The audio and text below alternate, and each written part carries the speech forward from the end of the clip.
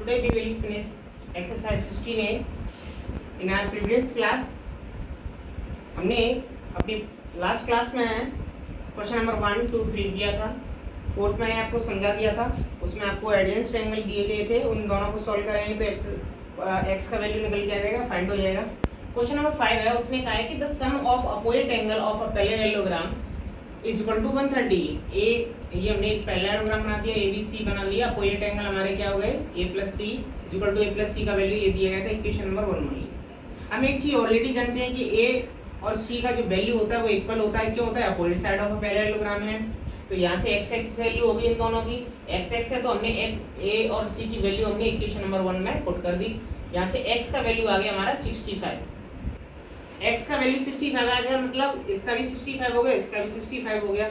अब हमें ये भी पता है कि d का वे और b का भी वैल्यू हमारा सेम होता है, तो d और b का भी वैल्यू सेम होता है।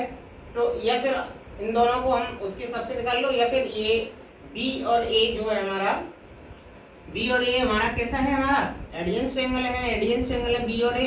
तो यहाँ पे b की a की वैल्यू पुट कर दी तो यहाँ से d आ गया। b और d कैसा हमारा इक्वल है, क्योंकि अपोजिट साइड ऑफ पैरेललोग्राम है, तो यहाँ से d का वैल्यू निकल के आ गया। तो इसका हो गया 115 और उसका हो गया 65। क्वेश्चन नंबर 6 है, L और B का रेशियो दिया है। जब भी हम रेशियो को हटाते हैं तो हम x ले लेते हैं, कांस्टेंट नंबर ले लेते हैं, और पेरीमीटर दिया है 64। इसी तरह से क्वेश्चन नंबर 12 भी है, इसी का पेरीमीटर ऑफ पैरेललोग्राम होता है 2L + B, क्योंकि पूरा रेक्टेंगल की तरह होता है। इसी तरह से ये, इसी वजह से इसका फार्मूला ही वही होता है। तो हमने L की जगह पे L का वैल्यू, B की जगह पे B का वैल्यू, पैरेललोग्राम के पेरीमीटर की जगह पे पैरेललोग्राम का पेरीमीटर लिख दिया हमने। 16 से 4 टाइम्स कट गया, x की वैल्यू आ गई, x की वैल्यू पुट कर दी, L और B की वैल्यू निकल के आ जाएगी, आसान से निकल के आ जाएगी। क्वेश्चन नंबर 7 भी हमारा सेम है। क्वेश्चन नंबर 7 में समझा दे रहा हूं आपको। पैरेललोग्राम का पेरीमीटर दिया गया है 140। If one side is longer than the other 10, तो हम एक साइड ले लेंगे, if let the one side be x और अदर साइड हो जाएगी x + 10। तो यहाँ एक साइड हमारी x ले लेना और एक ले लेना आप x + 10, और ऐसे ही पुट कर देना, आपका x का वैल्यू निकल के आ जाएगा, और दोनों जगह पुट कर देना L और B में, और आपका आंसर आ जाएगा 7 वाले का। 8th वाला कॉन्ग्रुएंसी आपने पढ़ी थी क्लास 7th में, और ये अब आपके क्लास 8th में भी है। तो कॉन्ग्रुएंसी के लिए आपको 3 प्रॉपर्टियां पता होनी चाहिए थी।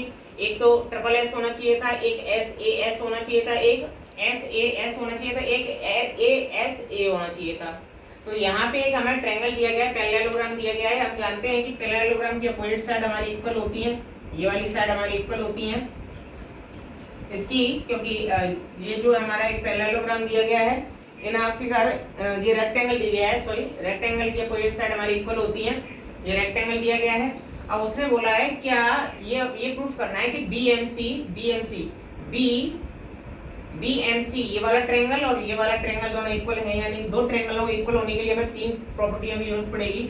तो उसने ये प्रूफ करवाया है। इन ट्रायंगल हमने ये वाला ट्रायंगल में ये वाले में ले लिया, हमने देखा कि इसमें भी राइट एंगल है, इसमें भी राइट एंगल है, तो हमने देखा DNA और BMC ये कैसा है, राइट एंगल है, एंगल हो गया।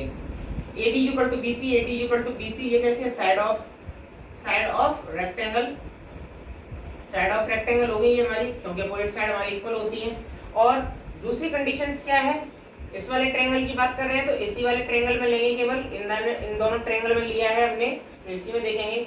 अब ये वाला जो एंगल है, ये वाला एंगल और ये वाला एंगल जो है अल्टरनेट एंगल है।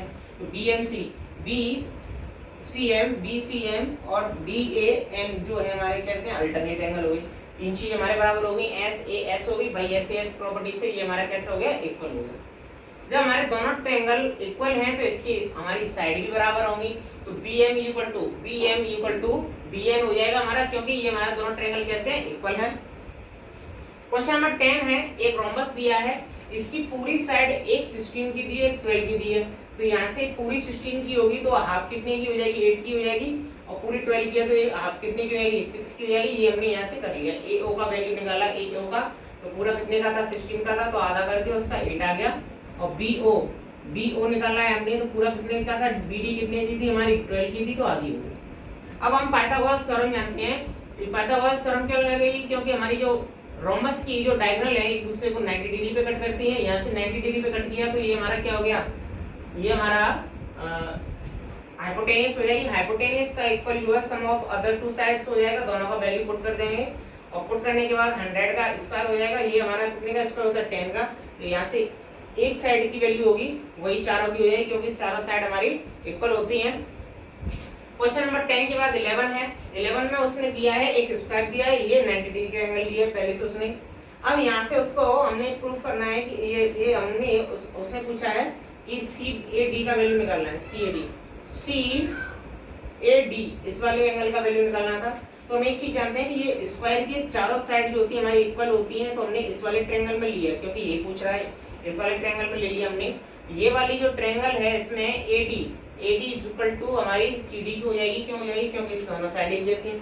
जब साइड इक्वल होती है तो बेस पे बने एंगल भी हमारे कैसे होते हैं, इक्वल होते हैं, तो ये वाले बेस एंगल भी हमारे इक्वल हो गए। x ले लिया, अब ट्रायंगल प्रॉपर्टी लगा दी हमने इसमें। ट्रायंगल प्रॉपर्टी से क्या हुआ, तीनों को ऐड कर दिया, x की वैल्यू कितनी आई 45 हमने इसमें पुट कर दिया, हमारा आंसर आ गया CAD का। तो इस तरह से आपकी 16A चैप्टर 16A एक्सरसाइज पूरी फिनिश हो जाती है, इसके सारे क्वेश्चंस आपके हो जाएंगे और 12 वाला आपका 6 की तरह हो जाएगा, तो आपको कोई दिक्कत नहीं होगी।